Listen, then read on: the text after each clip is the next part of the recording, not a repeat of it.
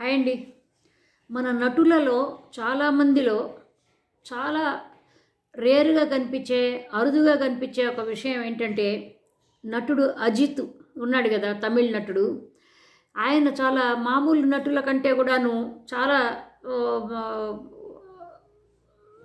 వేరే విధంగా కనిపిస్తూ ఉంటాడనమాట. ఏంటంటే అతను ఎప్పుడు కూడా సింప్లిసిటీగా ఉంటాడు, ఎక్కువ మాట్లాడు, ఎక్కువ పబ్లిసిటీకి రాడు, ఎక్కువ ఏవి.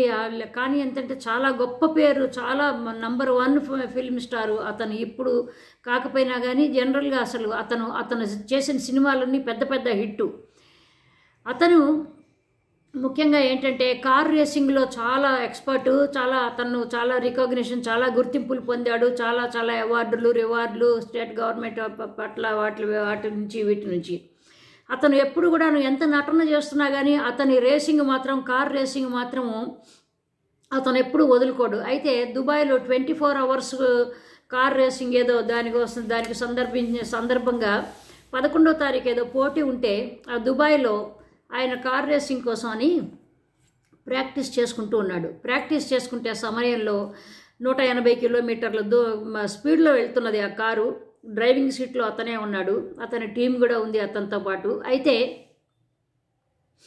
గబుక్కున సడన్గా అక్కడ ఒక రకమైన ఒక డివైడర్ లాంటిది ఉంటుంది కదా, దానికి గుద్దుకుని కారు స్పిన్ అయిపోయి గిరగిర తిరిగిందండి. నిజంగా 180 కిలోమీటర్ల దూరంలో, 1 కిలోమీటర్ల స్పీడ్లో వెళ్తున్న ఆ బండి కాస్త గిరగిరా తిరిపోయి తుక్కుగా పడిపోయింది, తుక్కు అయిపోయింది. అసలు నిజంగా ఆశ్చర్యం ఏంటంటే అతనికి ఒక్క దెబ్బ కూడా తగలలేదండి. నిజంగా ఆశ్చర్యం అంటే, ఎందుకంటే ఇది నాకు ఎందుకు చేస్తున్నానంటే వీడియో, బతకాలి ఆయుర్దాయం ఉన్నవాళ్ళు ఎట్లాగైనా బతుకుతారండి. బతకరు, ఆయుర్దాయం లేని వాళ్ళు, లేదు అన్నవాళ్ళు చిన్నగా ఒక రాయి తగిలి కింద పడి చచ్చిపోతారు, బాత్రూంలో గోడ తగిలి చచ్చిపోతారు, ఇంకా అసలు అసందర్భంగా చచ్చిపోతూ ఉంటారు. ఇదనమాట భగవంతుడి లీల అంటే ఇట్లాగే ఉంటుందేమో అనిపిస్తుంది అనమాట. కానీ ఏంటంటే అతను 11వ తారీఖు రేసింగ్ ఉంది, కార్ రేసింగ్ ఉంది. కానీ ఏంటంటే ఆ దెబ్బ తగిలింది, బయట హాయిగా చక్కగా నడుచుకుంటూ వచ్చేసేసాడు అతను. ఆ కారులో నుంచి నడుచుకుంటూ వచ్చేసాడు.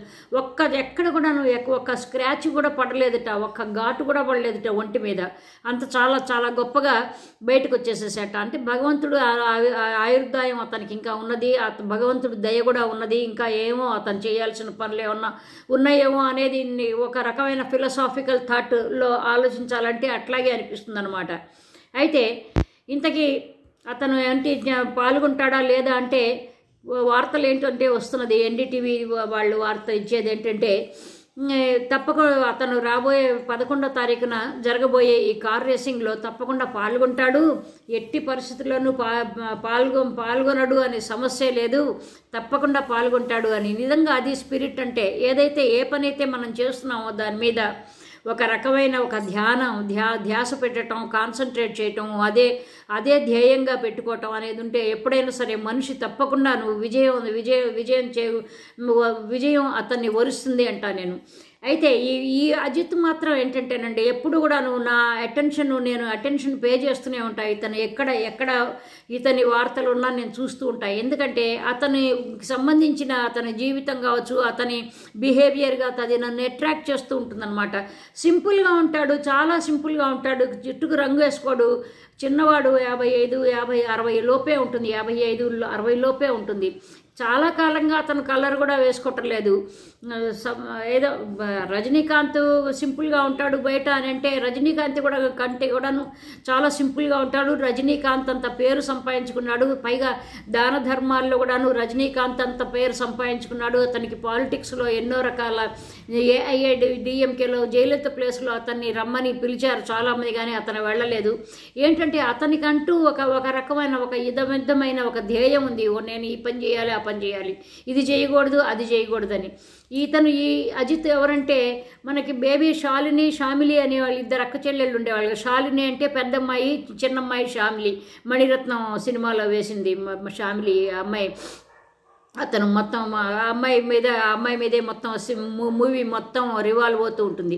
ఆ షామిలి వాళ్ళ అక్కయ్య శాలిని అనమాట. శాలినిని పెళ్లి చేసుకున్నాడు అతను. మంచి కుటుంబం, మంచి చక్కటి వాడు, మంచివాడు, చక్కటి ప్రవర్తన అదంతాను. సో కాబట్టి ఏంటంటే ఇదిగో ఈ కారు ప్రమాదం మాత్రం నిజంగా భగవంతుడు మిరాకిల్ చేశాడేమో అజిత్ పట్ల అనిపిస్తుంది. కానీ రేపు రాబోయే 11వ తారీఖున జరగబోయే ఈ కార్ రేసింగ్ దుబాయ్లో ఎవరు గెలుస్తారో ఆ గెలిచే వాళ్ళల్లో లేకపోతే ఇతను ఏమన్నా ఉంటాడనేది ఒక అంత ఉత్సాహకరంగా ఉంది. సో ఇంకొక మంచి టాపిక్తో మళ్ళీ కలుద్దాం. బై అండి, లవ్ యూ ఆల్, బై.